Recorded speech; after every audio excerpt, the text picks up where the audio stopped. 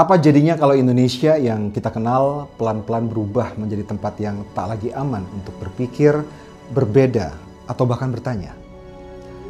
Dalam dunia pengumpulan di Bukit Duri, kekacauan bukan datang dari luar, tapi dari trauma yang tak pernah kita akui dan kebencian yang diwariskan turun-temurun.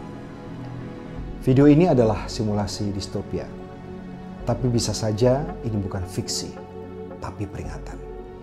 Selamat datang di dunia yang bisa saja sedang kita tuju.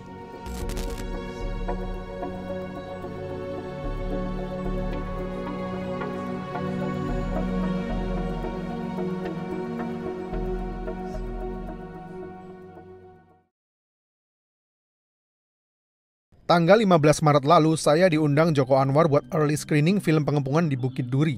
Dan seperti yang sudah saya duga, selalu ada sesuatu di setiap filmnya yang membuat saya tergelitik untuk kembali lagi membuat video di channel saya yang udah penuh dengan debu ini. Jadi buat kalian yang masih aja teriak-teriak, "Bang, mana Pengabdi Setan 3? Mana Pengabdi Setan 3, Bang?" Udah, jangan berisik. Pengen banget yang ngabdi sama setan. Mendingan kalian tonton dulu aja film ini. Soalnya cuma Joko Anwar yang bisa bikin ABG labil lebih serem dari setan yang mau balas dendam. Cuma Joko Anwar yang bisa bikin image boyband Morgan Oey hilang selamanya dari pikiran saya. Dan cuma Joko Anwar yang bisa bikin saya comeback bikin video lagi. Asal tahu aja, selama 2 jam penayangan film ini, kita cuma dikasih waktu 5 menit buat bernapas. Selebihnya, tahan napas hampir 2 jam nonstop. Mati dong bang, ya mungkin bisa buat yang gak kuat. Karena ya memang separah dan segila itu filmnya. Tapi nggak cuma sekedar seru aja, tapi ada sebuah pukulan keras yang saya rasakan. Karena sangat relevan dengan keadaan kita saat ini, yang membuat saya terngiang berhari-hari setelah nonton, yang akhirnya menggema menjadi video ini.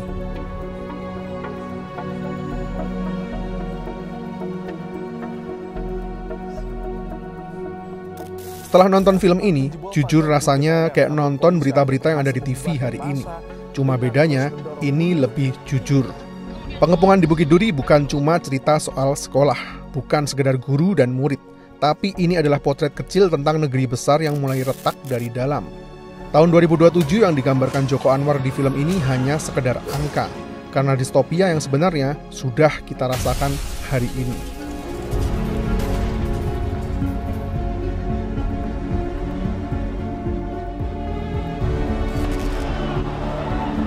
Ketika kebencian jadi norma, ketika kekerasan jadi alat kendali, dan ketika seorang guru hanya bisa bertahan di sekolah dengan cara yang tidak lagi manusiawi, kita sedang menyaksikan sesuatu yang lebih dari sekedar fiksi. Kita sedang menyaksikan simulasi dari Indonesia yang gagal menjadi dirinya sendiri.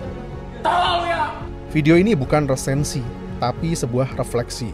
Karena film ini bukan cuma cerita, tapi seperti sebuah cermin. Dan saat kita melihat ke dalamnya, yang muncul bukan tokoh utama, tapi diri kita sendiri.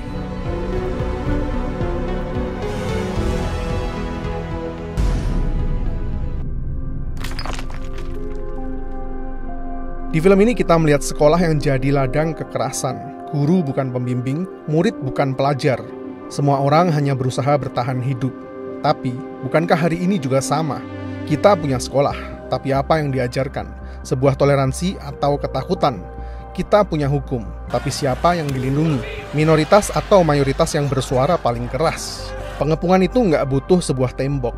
Cukup komentar penuh kebencian di media sosial, cukup penghakiman massal atas nama moralitas, cukup aparat yang diam saat minoritas dilukai. Mungkin seorang Edwin di film ini terjebak di sekolah, tapi kita terjebak di negeri yang mulai mengira kebencian adalah identitas. Bahwa yang kamu benci lebih penting daripada siapa kamu sebenarnya. Dan saat kekerasan jadi sebuah rutinitas, saat orang yang berbeda harus menjelaskan kenapa mereka pantas hidup, kita sudah masuk ke dalam Bukit Duri versi kita sendiri. Kita sering menyalahkan rakyat, katanya tidak toleran, tidak terdidik. Tapi siapa yang mengatur panggungnya? Sekolah yang seharusnya jadi tempat berpikir, berubah jadi ladang ketakutan. Di film ini, guru tidak lagi bisa mengajar, karena murid sudah diajarkan kekerasan lebih dulu, oleh sistem, oleh lingkungan, oleh negara. Sama seperti kita hari ini, yang diminta hidup rukun, tapi diberi kurikulum stereotip, diminta hormat hukum, tapi hukum tunduk pada siapa yang punya suara paling besar. Ini bukan lagi tentang satu sekolah, ini tentang satu sistem. yang tidak lagi mencerdaskan, tapi menyesuaikan, tidak lagi mengajarkan nilai, tapi mempertahankan kekuasaan.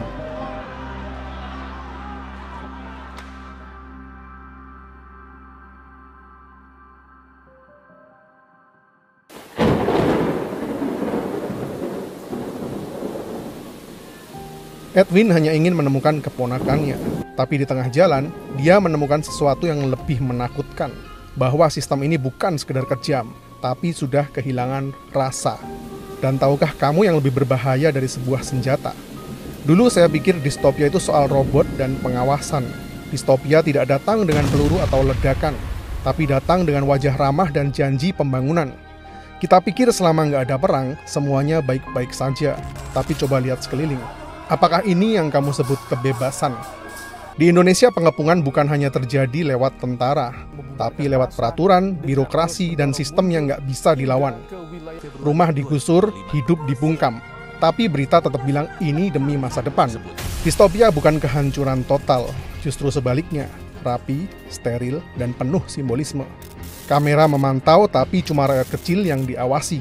Suara kita didengar hanya kalau kita diam. Dulu teknologi diciptakan untuk membebaskan, sekarang teknologi digunakan untuk mengendalikan. Semua harus pakai data, tapi data pribadimu bocor setiap bulan. Polisi pakai drone, tapi tikus-tikus tetap bebas berkeliaran. Kamu dituntut jujur, tapi sistemnya penuh dusta. Distopia bukan soal kehilangan senjata, tapi kehilangan kendali. Kita disuruh diam, disuruh patuh, disuruh jangan ikut campur, dan lama-lama kita pun lupa caranya peduli. Itulah titik di mana kita berhenti menjadi manusia. Saat kita berhenti marah atas ketidakadilan, dan saat kita berhenti menangis atas penderitaan yang bukan milik kita. Dan yang lebih parah dari itu semua adalah momen di mana kamu melihat kebencian dan ketidakadilan di depan matamu sambil berkata, itu bukan urusanku. Saat itulah sistem menang. Bukan karena kita kalah, tapi karena kita sudah menjadi bagian dari itu.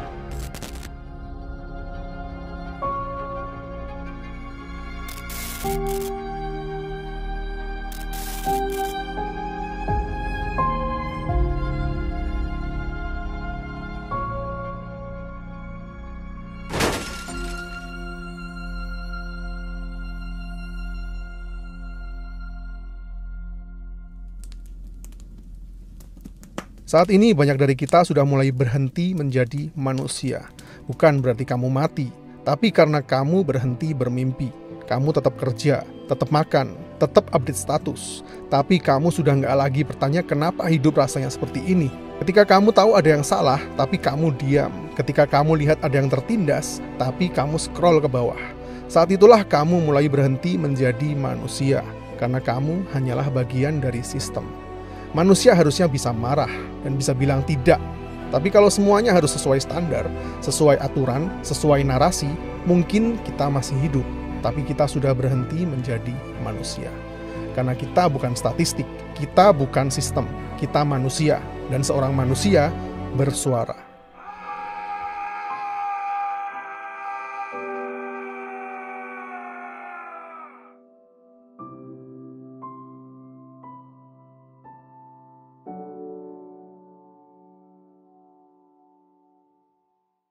Tapi dalam hati kecil saya masih terdengar sebuah suara. Meskipun kecil, lirih, tapi jujur. Mungkin, hanya mungkin, suara kita belum sepenuhnya hilang. Mungkin ada satu guru yang masih memilih mengajar bukan karena digaji, tapi karena masih percaya pada perubahan.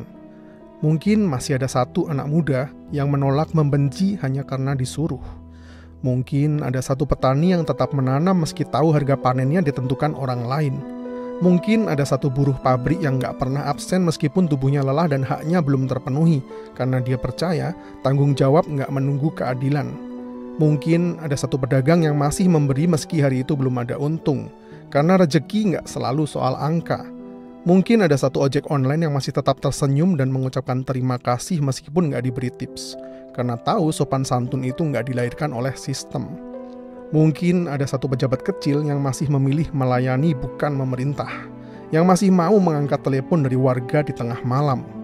Mungkin masih ada satu polisi yang bersemangat menyelesaikan kasus rakyat kecil sampai tuntas tanpa kompensasi, meski tahu kasus itu nggak akan pernah muncul di media.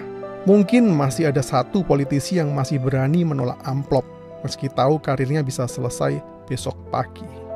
Mungkin itu semua nggak menjanjikan kehidupan yang menyenangkan, tapi setidaknya kalian tetap menjadi seorang manusia.